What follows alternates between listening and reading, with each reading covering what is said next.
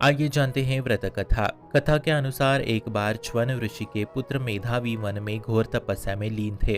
तभी उस समय मंजू घोषा नाम की अप्सरा वहां से गुजर रही थी।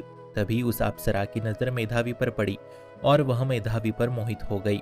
इसके बाद अप्सरा ने मेधावी को अपनी ओर रिझाने के लिए कई प्रयास कर उनकी तपस्या भंग करने लगी। मंजू घोषा को ऐसा करते देख कामदेव भी उनकी तपस्या को भंग करने के लिए मदद में जुट गए। इसके बाद मेधावी मंजू घोषा की तरफ आकर्षित होकर भगवान शिव की तपस्या करना ही भूल गए। समय बीतने के बाद मेधावी को जब अपनी गलती का एहसास हुआ तो उन्होंने मंजू घोषा को दोषी मानते हुए उन्हें पिशाचनी होने का श्राप दिया। अप्सरा ने अपने द्वारा की गई गलती की क्षमा मांगी। अप्सरा की क्षमा याचना सुनकर मेधावी ने मंजू घोषा को चैत्र मास की पापमोचनी एकादशी के बारे में बताया। मंजू घोषा ने मेधावी के कहे अनुसार विधि पूर्वक पापमोचनी एकादशी का व्रत किया। पापमोचनी एकादशी व्रत के पुण्य प्रभाव से उसे सभी पापों से मुक्ति मिल गई।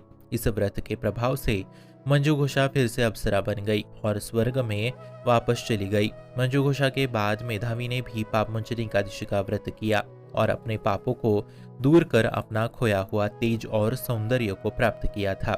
मित्रों, अपने पिछले जन्मों के पाप और पुण्य भी हमारे अंतर्मन में संग्रहित रहते हैं। जिस प्रकार सूर्य कोहरे को हटा देता है और बर्फ को पिघला देता है, उसी प्रकार श्री हरि की भक्ति हमारे अंतर्मन से न केवल अनावश्यक विचारों को नष्ट करता है, अपितु सारे पापों को नष्ट करता है। वास्तव में जब हम भक्ति पूर्वक उनका नाम जप करते हैं, तब सारे पापों का नाश हो जाता है। पाप करने की इच्छा ही नष्ट हो जाती है। इसलिए निरंतर भगवान नाम में परायण रहे। आप सभी को पापमोचनी एकादशी की हार्दिक हार्दिक शुभकामनाएं। शुभम भवतु कल्याणमोस्तु।